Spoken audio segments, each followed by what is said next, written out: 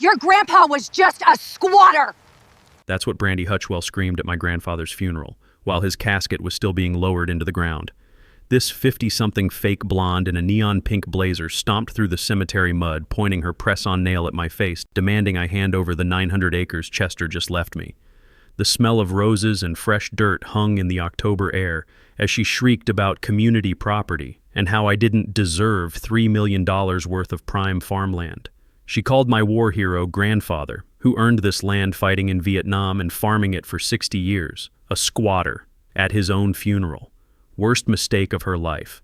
Chester didn't just leave me land, he left me a legal nuclear bomb that would vaporize anyone dumb enough to try stealing from his family. What would you do? Drop your location below. I promise your HOA drama doesn't end with federal prison time. Let me back up and tell you how I got here. My name's Riley Thornfield. I'm 34, work remote IT consulting, and 3 months ago I was living in a cramped city apartment, visiting Grandpa Chester once a month like a dutiful grandkid. Now I'm standing in his farmhouse kitchen, breathing in the lingering smell of his pipe tobacco mixed with decades of coffee stains, trying to process inheriting what amounts to a small kingdom. Chester Thornfield raised me from age 8 after my parents died in a car crash. This man, Vietnam vet, built like an oak tree, hands rough as tree bark from 60 years of farming, taught me everything that mattered. Every summer evening we'd sit on that creaky front porch swing that groaned like an old ship, him smoking his pipe, teaching me that land isn't just dirt, it's legacy. The inheritance blindsided me. 900 acres, 400 of mature timber worth more than most people's houses, 300 of pasture that could feed half the county, and 200 including the homestead where Chester built his empire from nothing. The family lawyer confirmed what felt impossible. Nearly $3 million worth of property, owned free and clear. I spent that first week running my fingers through Chester's old surveyor maps, the paper edges worn soft as silk from decades of planning.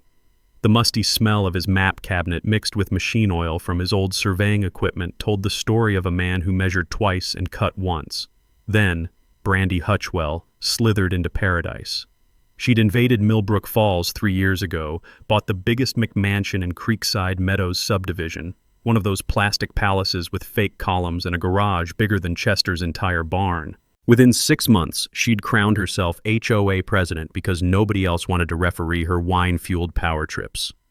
Here's what Brandy saw when she stared at Chester's land from her deck every morning, wine glass in hand at 10 a.m., dollar signs. She wanted to transform all that wasted farmland into a luxury golf resort.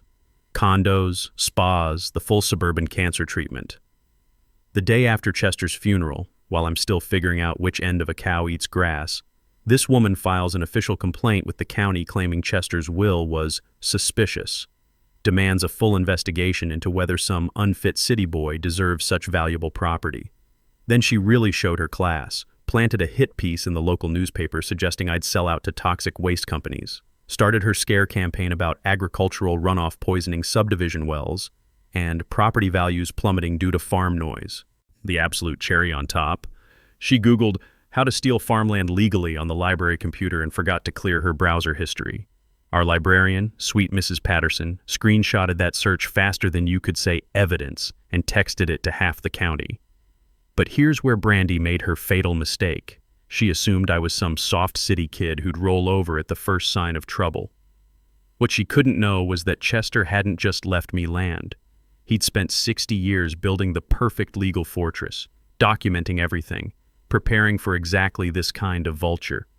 See, Chester survived 3 tours in Vietnam and 40 years of drought, floods, and government bureaucrats trying to steal his land. He didn't just teach me farming, he taught me warfare. The woman wanted to turn Chester's legacy into another strip mall wasteland, where rich people could play pretend country life. His vision was sustainable farming, supporting local families, preserving something real in a world drowning in plastic. Standing in that kitchen, surrounded by the smell of old wood and honest work, I made Chester a promise. Not 1 inch of his land would fall to some wannabe country queen with press-on nails and a fake smile. Little did I know, Brandy was just getting started. And unfortunately for her, so was I.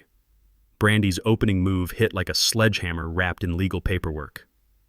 2 days after I buried Chester, I'm sitting in my pajamas trying to figure out how to work his ancient coffee machine. Thing groaned like a dying cow every morning, when the doorbell rings. Sheriff's deputy, official envelope. That sinking feeling in your gut when you know life just got complicated. Brandy had filed a lawsuit claiming Chester's will was forged, not questioned.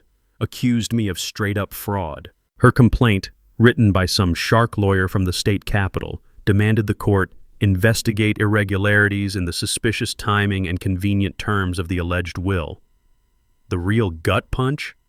She'd convinced a judge to freeze everything. Temporary injunction meant I couldn't sell, couldn't develop, couldn't even cut firewood without court approval. My $3 million inheritance was locked up tighter than a tick on a hound dog. Sitting there with that legal document, I could almost smell the stale cologne of her fancy lawyer, hear the click of her heels as she strutted into the courthouse thinking she'd checkmated some dumb country kid. But Chester hadn't just taught me farming, he'd taught me patience and reconnaissance. While Brandy was busy celebrating, I took a page from Chester's old Army playbook. Gather intelligence before you strike. Drove to the courthouse, filed a Freedom of Information Act request for all HOA records, planning documents, financial statements. $47 well spent. Chester always said, the best investments come cheap. What I found in those files would have made Chester laugh until his sides split. Brandy hadn't stumbled into Millbrook Falls by accident.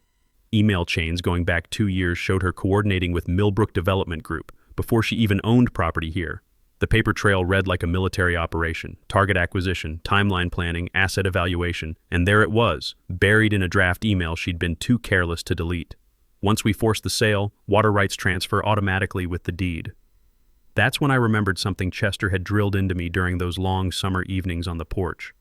He'd pull out his old surveyor maps, pointing at the well markers with his pipe stem, explaining how water law worked in our county.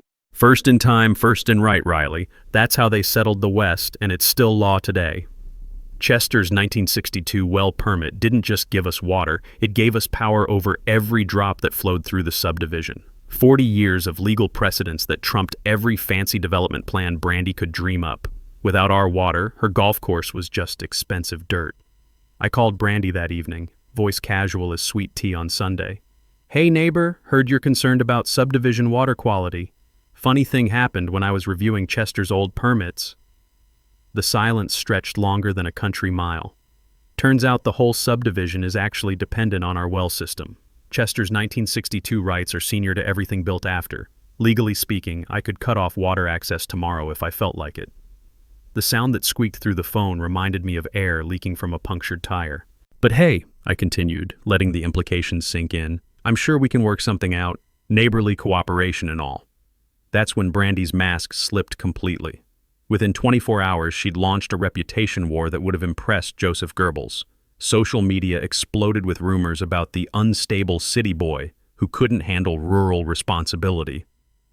Anonymous Yelp reviews claiming dangerous ranch conditions. Fake safety complaints flooding the county offices faster than she could type them. The woman even tried planning a newspaper story about me planning some toxic waste facility. The desperation smelled stronger than the manure pile behind Chester's barn. But here's what Brandy didn't understand about small communities. Loyalty runs deeper than her shallow schemes. Chester had spent 60 years building relationships with people who remembered when he came back from Vietnam with nothing but determination and a Purple Heart. Marcus Webb, the newspaper editor, had shared coffee with Chester every Tuesday for 2 decades. When he heard about Brandy's smear campaign, his journalist instincts kicked in like a bloodhound catching a scent. Dolores from the diner started tracking every suspicious meeting in her back booth. Buck at the hardware store, Chester's old Army buddy, began noting unusual supply purchases. Mrs. Patterson at the library kept tabs on who was using computers for research about property law. By week's end, I had my own intelligence network that would have made the CIA jealous. The texture of small-town justice feels different from city scheming, rougher around the edges, but honest as oak bark. While Brandy was playing chess with lawyers and money, I was building something more valuable. Community support rooted in 60 years of trust. She wanted war? Fine. But she was about to learn the difference between buying influence and earning respect. Brandy's next attack came dressed as civic duty, but it smelled like desperation mixed with her daily 10 a.m. wine breath. She'd somehow convinced the county to review our agricultural zoning. Suddenly, inspectors swarmed Chester's land like locusts with clipboards, measuring everything from chicken coop distances to the exact angle of our barn roof. The woman had turned bureaucracy into a weapon. Her masterpiece? Filing noise complaints about our rooster crowing at sunrise. In farm country, where roosters have been doing their job since before Columbus got lost looking for India. But the real slap in the face came when animal welfare investigators showed up with a county camera crew claiming anonymous reports of unsafe conditions. I'm standing there watching some soft-handed city inspector examine Chester's prize cattle like they were murder suspects, tasting that metallic bitterness that comes with pure rage. This witch was dragging my grandfather's 60-year reputation through the mud for her real estate fantasies. Time to get serious. I spent that weekend installing trail cameras around the property, the same ones Chester used for tracking deer, except now I was hunting a different kind of predator. Something he'd said while we were fixing fence one summer stuck with me. Riley, the best way to catch a thief is to watch where they think nobody's looking. 48 hours later, pay dirt. My cameras caught Brandy's pink Cadillac parked at our north gate at 11 p.m., her stumbling around with a flashlight like some bargain basement private investigator. She was photographing everything, water troughs, fence posts, even our compost pile, building a case file like CSI, Farmland Edition. But while she was playing amateur detective, I was doing real homework. Those HOA formation documents I'd been studying, pure comedy gold. Turns out Brandy's entire power structure was built on quicksand and wishful thinking. No proper state incorporation, no registered agent, no official voting procedures. Her board meetings were wine parties where she made decisions while her neighbors nodded along, too drunk or too polite to object. Chester used to laugh about contractors who'd try to shortcut the foundation work. Bad paperwork's like a house built on sand, Riley. Looks solid until you test it. Well, Brandy's legal authority was about as stable as a one-legged cat in a sandbox. Then my cameras caught something that made my blood pressure spike into the danger zone. 3 a.m. on a Tuesday. There's our HOA queen dumping something into Willow Creek, the same creek where county inspectors were scheduled to test water quality the next week. When I hiked down that morning, the whole section reeked like a paint factory had exploded. She'd poisoned our creek with industrial chemicals, then planned to blame Chester's farming operation for the contamination. The woman was literally manufacturing evidence to frame a dead war hero. I could have called the sheriff right then, but Chester had drilled patience into me like a drill sergeant. Instead, I kept watching, kept documenting. That acrid smell of paint thinner mixing with creek water and cattail roots became my daily reminder that some people have no bottom to their evil. Meanwhile, Brandy's public meltdown was providing free entertainment for half the county. Her social media rants got more unhinged by the day. Posts about outside agitators destroying community values and threats to boycott any business that dared support unfit inheritors over true residents. The sound of her voice shrieking across the valley during her daily phone campaigns to county officials became as regular as the evening cricket symphony. Even her own neighbors started closing windows when she wound up for another tantrum. But here's what Suburban Princess didn't understand about small towns. We have our own intelligence network that makes the NSA look like amateur hour. Buck started keeping receipts when she bought surveying equipment and no trespassing signs by the truckload. Dolores documented every whispered conversation in her diner's back corner booth. Mrs. Patterson tracked Brandy's library computer sessions.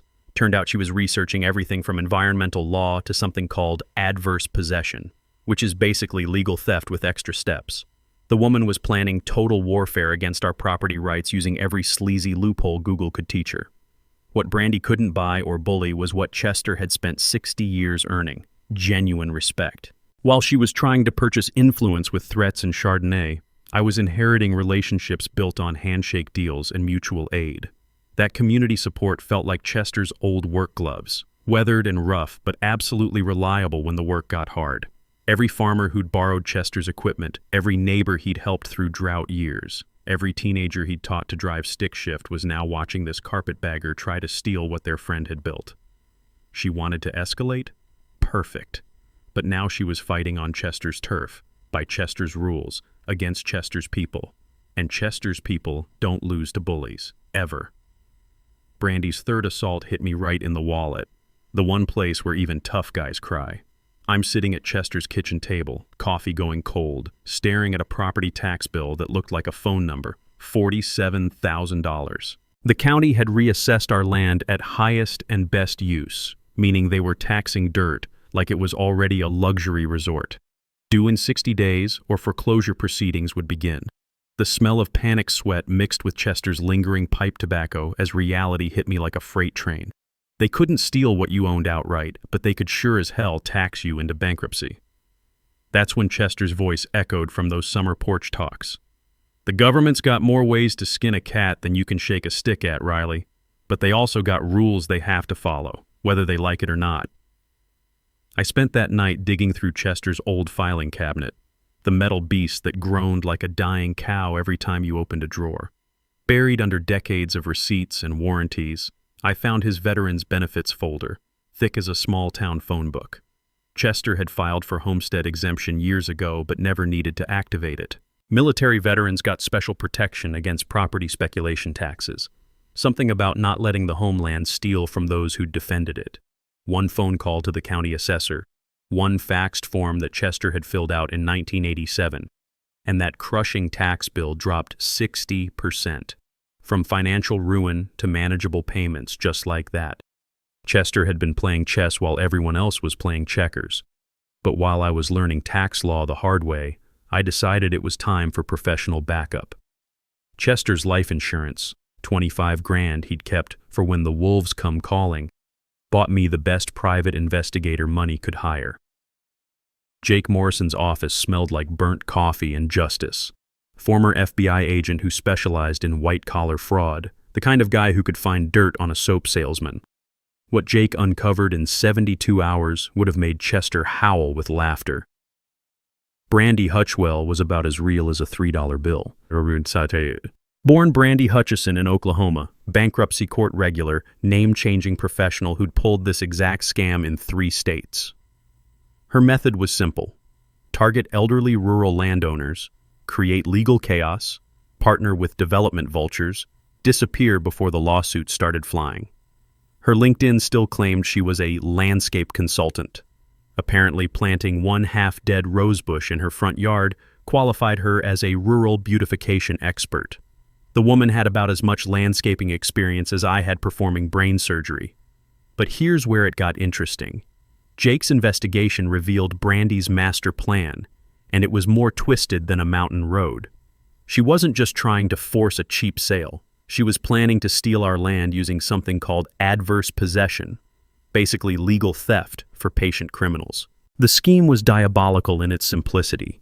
Use legal harassment to drive me off the property, establish caretaker occupation through her development partners, maintain continuous presence for 7 years, then file for ownership based on abandonment.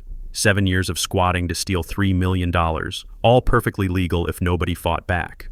Meanwhile, my small-town intelligence network was delivering information that would make the CIA jealous. Dolores tracked suspicious meetings between Brandy and men in $1,000 suits who paid for coffee with corporate credit cards. Buck documented her purchases of professional surveying equipment, way beyond what any real homeowner would need. Mrs. Patterson delivered the smoking gun, library computer records showing Brandy researching quiet title actions and landowner abandonment proceedings. The woman had been studying legal theft like it was her college major. But the most chilling discovery came from Jake's financial investigation. Brandy's development partners had already sold pre-construction condos worth $80 million, banking on guaranteed acquisition of Chester's land. $80 million in investor money, riding on stealing from a dead war veteran. The audacity took my breath away faster than stepping into Chester's old root cellar on a hot day. Sitting on that creaky porch swing that evening, reviewing Jake's report by lamplight, I felt something shift inside me. The texture of real anger feels different from simple frustration. Rougher, more focused, like sandpaper against raw wood. Brandy had underestimated 2 things: Chester's strategic preparation and the power of a community that remembered what loyalty meant.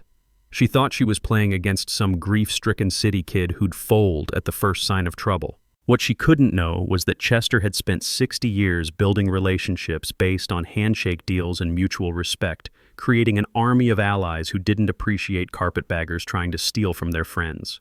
Chester always said the best defense was knowing your enemy better than they knew themselves. Time to prove that dead men could still win wars. The nuclear bomb that would vaporize Brandy's dreams was hiding in Chester's recipe box. I'm cleaning out his kitchen drawers, sorting through 60 years of accumulated memories, when I accidentally knock over this dented metal tin that had been camouflaged behind the salt shaker since the Carter administration.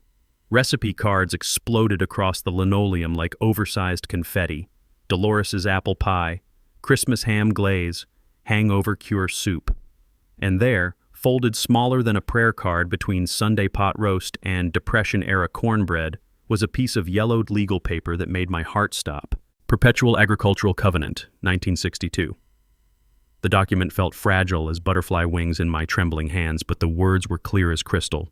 Should the current owner or any successor attempt to alter the agricultural designation of said property for commercial, residential, or recreational development purposes, ownership shall immediately revert to the state for perpetual conservation. Every single acre. Forever. Chester hadn't just bought farmland in 1962. He'd bought a legal time bomb with a 60-year fuse, and Brandy had been dancing on the trigger for months. The smell of old paper mixed with lingering pipe tobacco hit me like a religious revelation. Chester had known this day would come. I called Harlan Becker, Chester's lawyer, my voice cracking like a teenager's. "Harlan, I just found something that changes everything." "The agricultural covenant?" He chuckled like he'd been waiting for this call his whole career. "Wondered when you'd discover Chester's masterpiece. That document's been sitting in state files for 60 years, just waiting for some fool to try rezoning his land." The implications crashed over me like a cold wave. Any attempt to rezone would trigger automatic reversion. The state would get the land for free, developers would get nothing, and Brandy would get bankruptcy court. But Jake Morrison's investigation had uncovered an even juicier detail that would have made Chester howl with laughter. Millbrook Development Group, Brandy's secret partners, had already sold $80 million worth of pre-construction condos to investors. $80 million in contracts promising guaranteed lakefront luxury living and secured development rights. Brandy had personally signed guarantees that land acquisition was a done deal. If the development failed, she owed $2 million in personal liability to investors who'd trusted her promises. $2 million she was borrowing against a property that could never be developed. The woman was financially naked and didn't even know it. Jake's financial forensics painted a picture of spectacular stupidity. Brandy was living off hedge fund advance money, leasing that ridiculous pink Cadillac, even renting the furniture in her McMansion. She had about as much real wealth as a lottery ticket that hadn't been scratched yet. But here's the beautiful irony that would have made Chester proud enough to dance a jig. Every legal action Brandy had filed, every zoning challenge, every development application, every environmental complaint was building the exact paper trail needed to prove intent to develop. The more she fought for rezoning, the stronger the case became for triggering Chester's covenant. She was literally constructing her own legal execution. Sitting at Chester's kitchen table that evening, holding his 60-year insurance policy in hands that smelled like old paper and justice, I finally grasped the full scope of my grandfather's strategic genius. He hadn't just protected the land. He'd created a trap so perfect that any greedy vulture who tried to steal it would destroy themselves in the process. The texture of ultimate victory feels smooth as silk and twice as satisfying. Chester had spent decades preparing for this exact moment, knowing that eventually some carpetbagger would try to steal what he'd built. And when they did, they'd trigger their own annihilation. The war was about to end, and Brandy still thought she was winning. Time to assemble my war council and build the perfect trap for a wannabe land thief. First recruit, Harlan Becker, Chester's constitutional lawyer who'd been sharpening his legal claws for 60 years waiting for this fight. The man was 70-something with eyes like a hungry eagle and a smile that promised courtroom bloodshed. He'd been Chester's poker buddy since Vietnam and knew that some battles are worth savoring like fine whiskey. "Riley," he said, settling into his leather chair that groaned like Chester's barn door, "your grandfather didn't just leave you land. He left you a legal nuclear weapon, and all we need to do is hand Brandy the detonator." Second ally, Marcus Webb from the county newspaper, an investigative bloodhound who'd shared Tuesday morning coffee with Chester for 2 decades. The man could smell corruption from 3 counties away, and the Brandy story had his journalistic instincts howling like a fire siren. This isn't just local news anymore, Marcus explained, stirring coffee that looked thick enough to patch potholes. I've got state capital contacts who'll foam at the mouth over hedge funds targeting rural communities with fraudulent development schemes.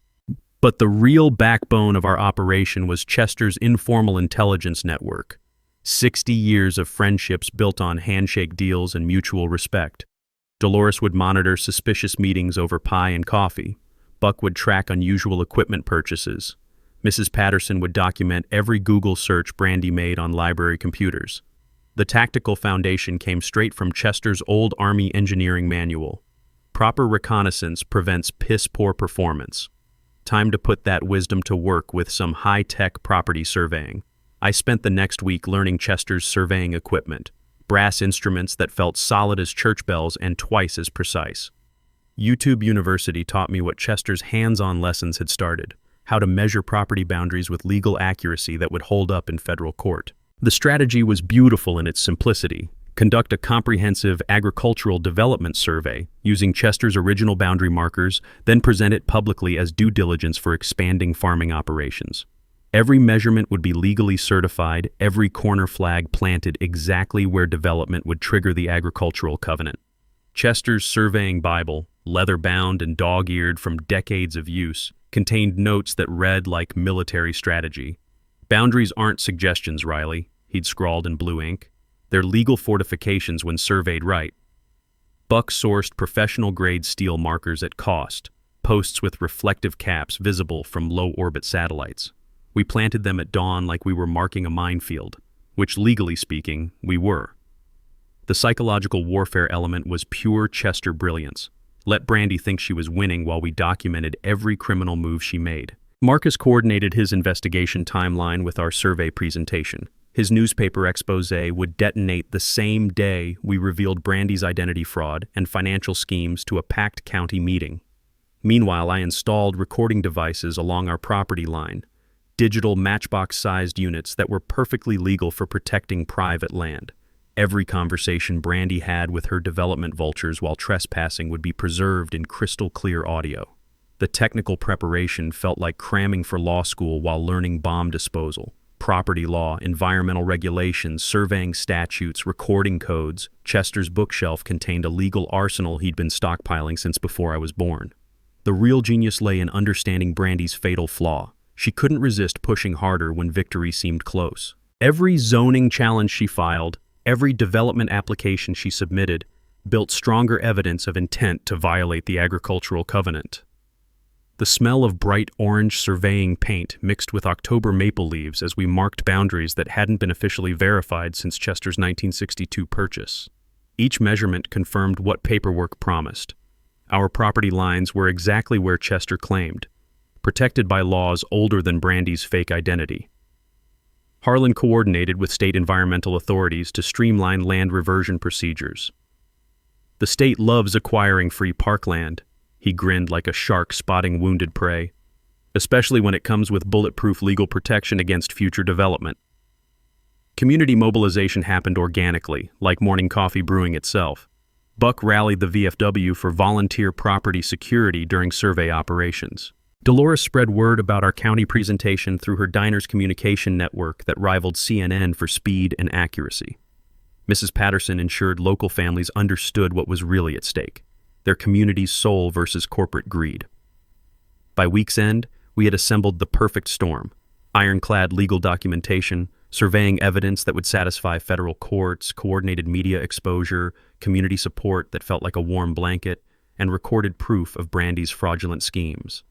The texture of complete preparation feels different from desperate reaction, smoother, more confident, like the satisfaction of assembling a precision instrument designed for one perfect job. Chester had always preached that patience and preparation could defeat any enemy, no matter how well funded. Now I understood what 60 years of strategic thinking could accomplish when unleashed at exactly the right moment. Brandy wanted total war? Beautiful.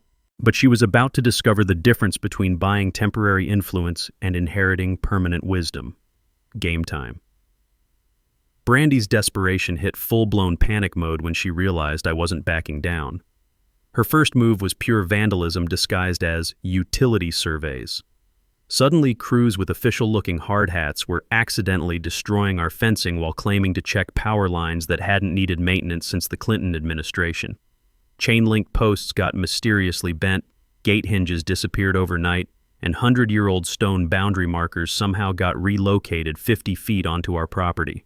The smell of diesel exhaust and fresh paint from their fake utility trucks mixed with autumn air as these clowns pretended to work while actually documenting every inch of our land for Brandy's development plans. But the real gut punch came when county planning suddenly fast-tracked her rezoning application. A process that normally takes 6 months got compressed into 3 weeks. Clearly, somebody's palm had been greased with more than standard bureaucratic courtesy.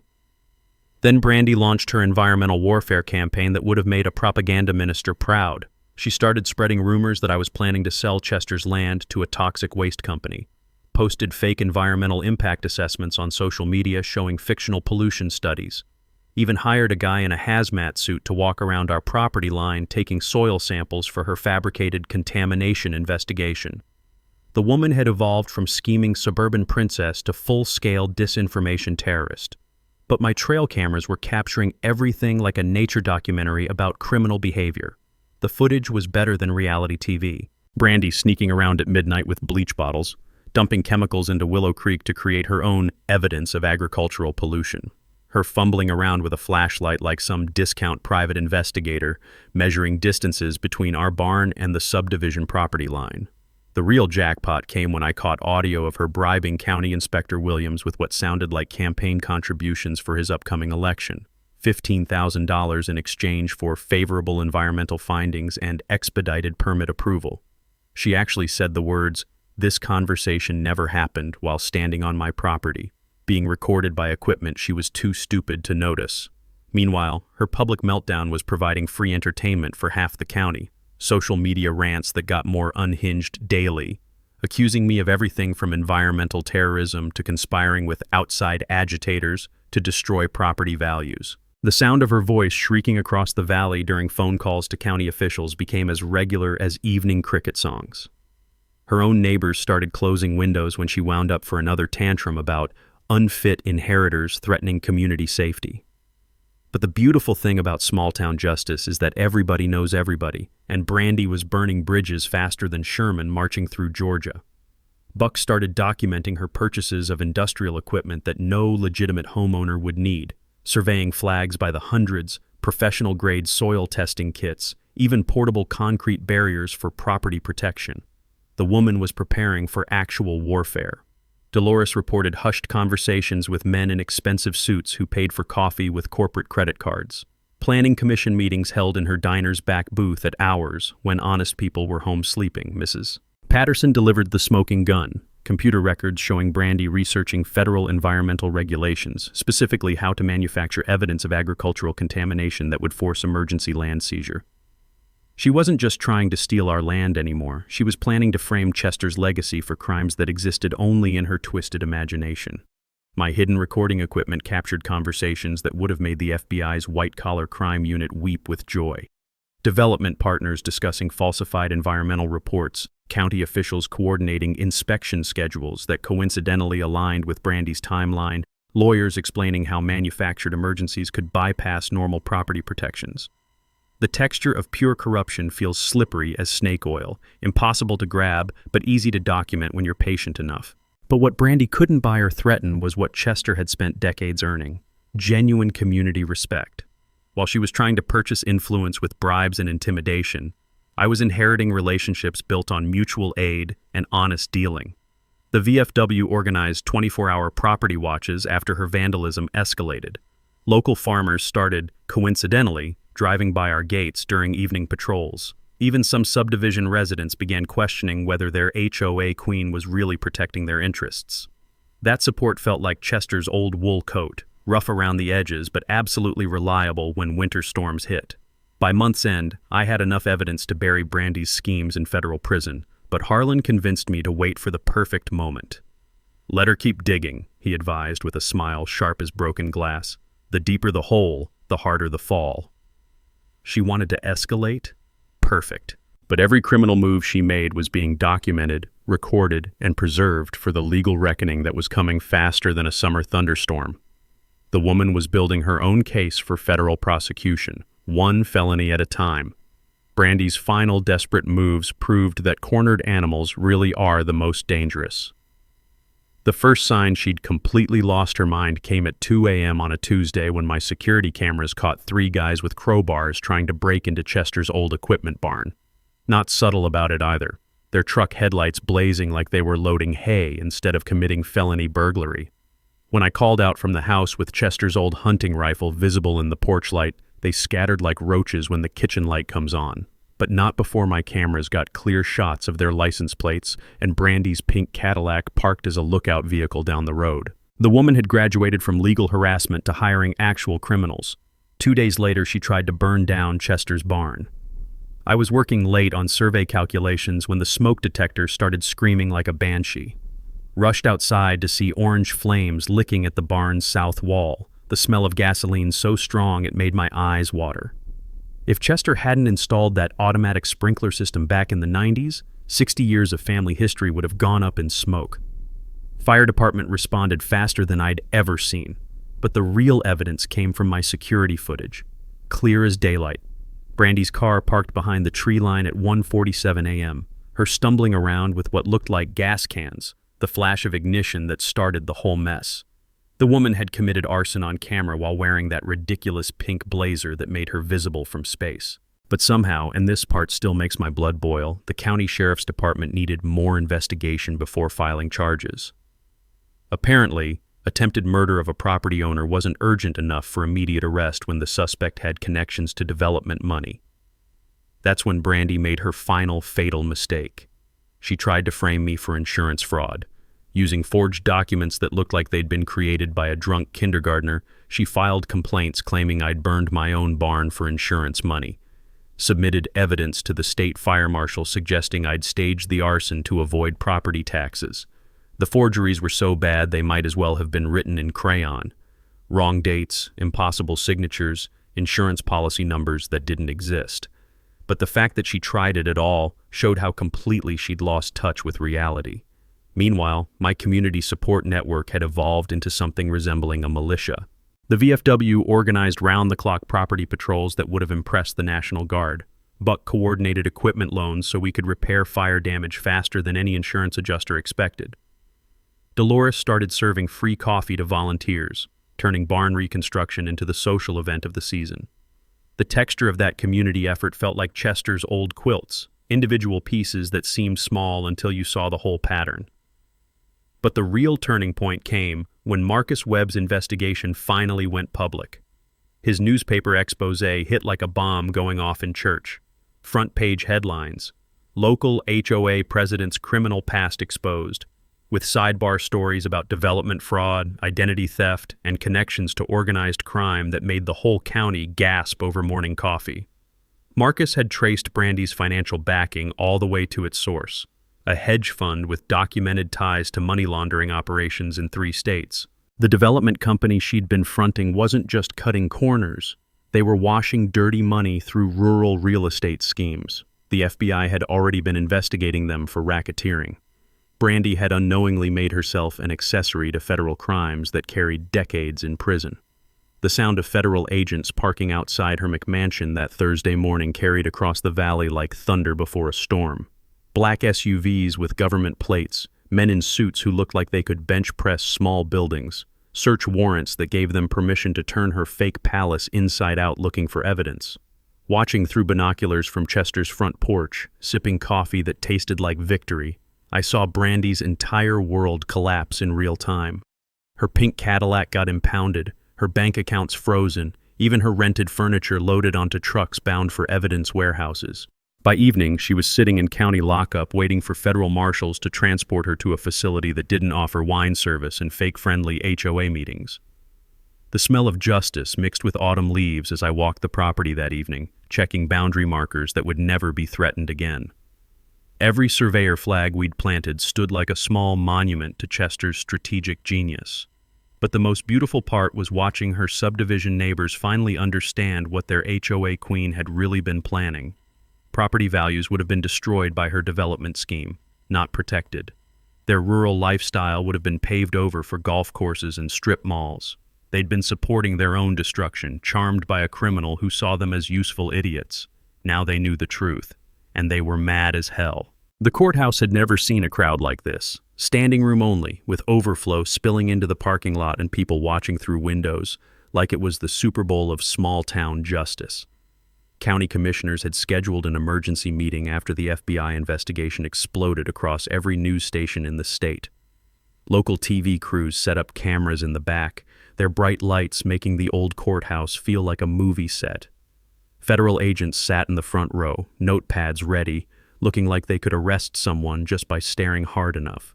And there was Brandy, slumping into a back row seat wearing dark sunglasses and a brown wig that fooled exactly nobody.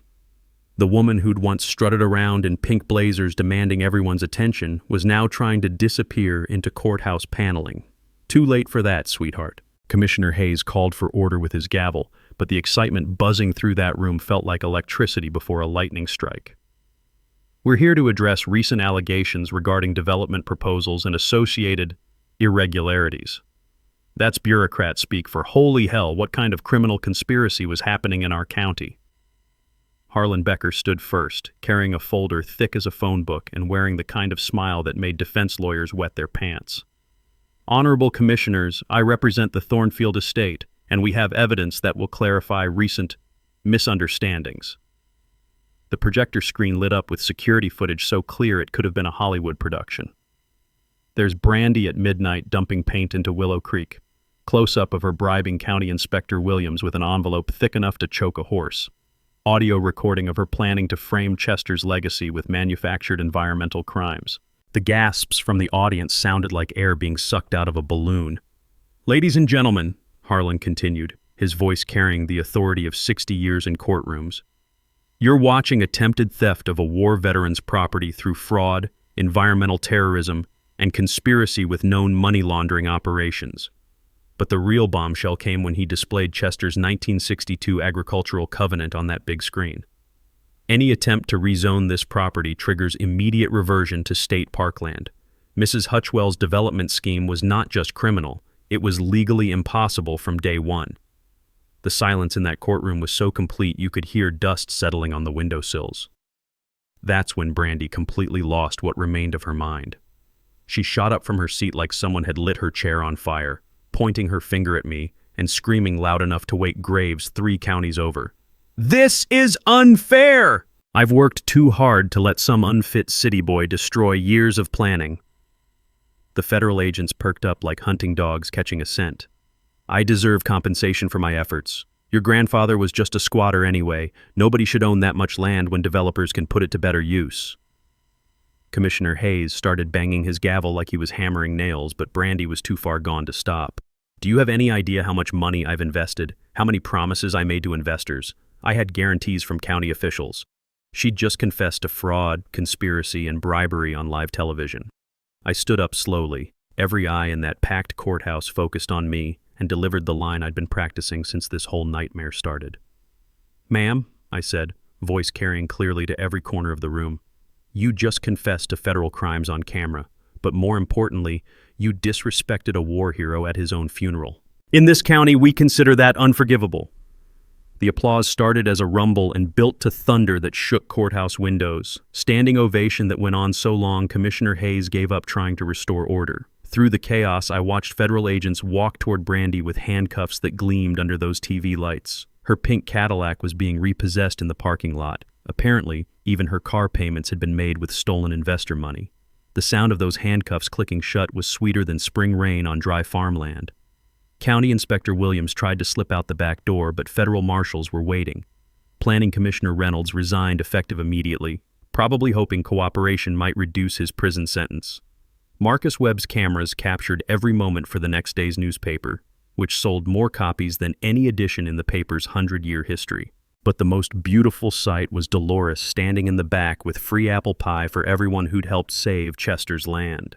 Buck was already planning a memorial fishing tournament for the new state park. Mrs. Patterson had organized a letter-writing campaign thanking federal investigators. Chester's legacy wasn't just protected, it had become a rallying point for everything good about small-town values. Justice served with a side of apple pie, the way Chester would have wanted it. 6 months later, I'm sitting on Chester's porch swing, watching the sunrise over land that will never be threatened again. Coffee steaming in the crisp morning air when I get the call that makes everything perfect. "Riley," Harlan's voice crackles through the phone. "Brandy just got sentenced. 5 years federal prison, full restitution ordered. The judge called it one of the most brazen attempts at rural land theft he'd ever seen." Turns out federal judges don't appreciate criminals who target war veterans' legacies. County Inspector Williams got 3 years and lost his pension. Planning Commissioner Reynolds was banned from public office for life. The hedge fund she'd been fronting, under federal investigation in 12 states for money laundering through rural development schemes. But here's the sweet irony that would have made Chester laugh until his sides hurt. Brandy's own HOA neighbors voted to dissolve the association and incorporate their subdivision into the new state park system. Turns out they preferred conservation over the kind of development that attracts federal raids. The community healing happened faster than I expected. Some subdivision residents sold their houses and moved closer to town, but others embraced genuine rural living. They started gardens, learned about sustainable farming, even volunteered for the agricultural education programs we established on Chester's land. The smell of fresh lumber mixed with spring wildflowers as volunteers built the Chester Thornfield Memorial Conservation Center in the converted barn. Buck led the construction crew, all Vietnam veterans who worked for free because it's what Chester would have done. The conservation project became everything Chester had dreamed. 200 acres of public hiking trails winding through timber that had stood since before his grandfather was born. Educational programs teaching local kids about sustainable farming, water conservation, and the kind of land stewardship that built America. But the crown jewel was the scholarship fund we established with profits from selective timber harvesting. The Chester Thornfield Agricultural Scholarship gives full college funding to rural kids studying farming, conservation, or veterinary science. 25 students so far, each one carrying forward the values Chester had lived by. The Veterans Retreat program filled the gap left by Brandy's destruction. Converted barn became a peaceful space where combat veterans could find the same healing Chester had discovered in honest farm work. Fishing in Willow Creek, now running cleaner than ever, working with livestock, learning that land can restore souls as well as feed bodies. I never did move back to the city. Chester's farmhouse became home base for my expanded IT consulting business, serving clients from the same porch where he'd taught me life's most important lessons. Turns out, rural internet speeds had improved enough to run a tech business from anywhere. The texture of genuine peace feels different from the absence of conflict, warmer, more solid, like sitting in Chester's favorite chair that had molded itself to fit perfectly. Dolores expanded her diner with a Chester's Corner section featuring his favorite recipes and photos from 60 years of community involvement. Buck started offering guided tours of the conservation area, telling stories about Vietnam veterans who came home to build something lasting. Mrs. Patterson created a local history archive documenting how communities can protect themselves from outside exploitation. But the most satisfying update came last month when Marcus Webb won a state journalism award for his investigation into rural development fraud. His article series became required reading for FBI training programs about financial crimes targeting agricultural communities. The legal precedent from our case, Chester's Law they're calling it, has been cited in similar situations across 3 states. Agricultural covenants are now standard protection for family farms threatened by development pressure. Standing in Chester's garden this morning, hands dirty from planting vegetables that will feed the community center's programs, I can smell his pipe tobacco mixing with honest soil and growing things. The creak of his porch swing sounds like contentment itself. Chester had been right about patience, preparation, and the power of community standing together against bullies. His 60-year investment in relationships and legal protection had created something that would outlast us all. Got another inheritance story brewing? Wait until you hear about the woman who tried to steal her stepson's food truck empire with a forged death certificate and got schooled by a 19-year-old who'd learned everything about business law from YouTube University.